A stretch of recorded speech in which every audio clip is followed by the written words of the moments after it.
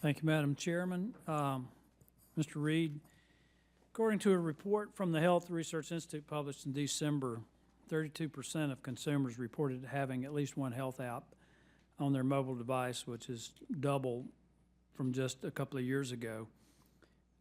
Given the increasing prevalence of health apps, what are developers doing to ensure that consumers don't begin to see apps as replacement for their physician?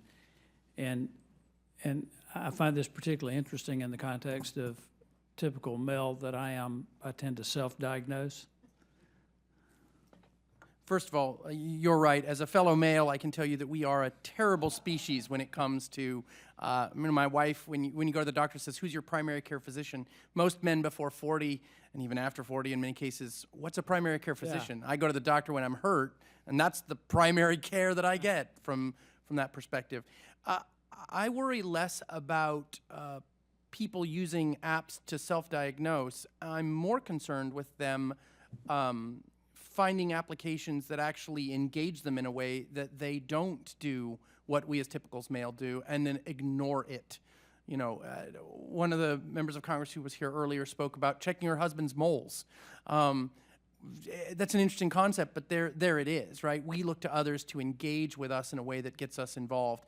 And the reality is that my dad loves to watch World War II shows on the History Channel. If there was some way that an app engaged with him in the same way that a History Channel does on World War II, he might be better about monitoring his type 2 diabetes. So I think that we're looking at the ways to make these more engaging and from a user design perspective. But I think replacing the physician isn't the problem. How do we get the person to the physician in a timely fashion so that they're not as sick? Anyone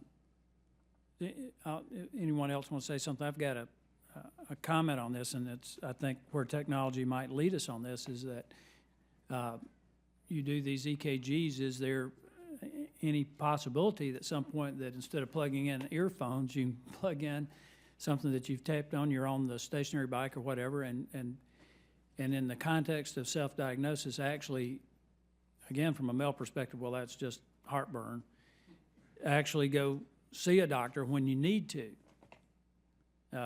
Mr. Epstein? I'm not sure if I have anything intelligent to say on that. Yeah, I have a comment. One function we're putting in our app is screening for risks for sudden death with epilepsy. And so you will get a red light, green light, yellow light kind of meter based on your risk, based on assessment of your tracking of your seizures and your pill taking and the type of seizures. And so that sort of feedback will go to the patient, and then it will guide them to go see their doctor. We don't give that data to the doctor. I should have given you a little more background on this because I just visited a cardiovascular group a couple of weeks ago, and literally people who have pacemakers, they have the ability on their phone to have their heart monitored by their phone. That if they have an irregularity, not only does it inform the patient, but it communicates with the doctor's office. So the technology is moving in a direction where, you know, in a positive way, you could self-diagnose to get an alert that you need to seek care.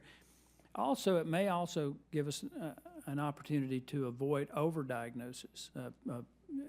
Do you see any opportunity there? Yeah, you're jumping to my favorite topic, which is the world of wearables.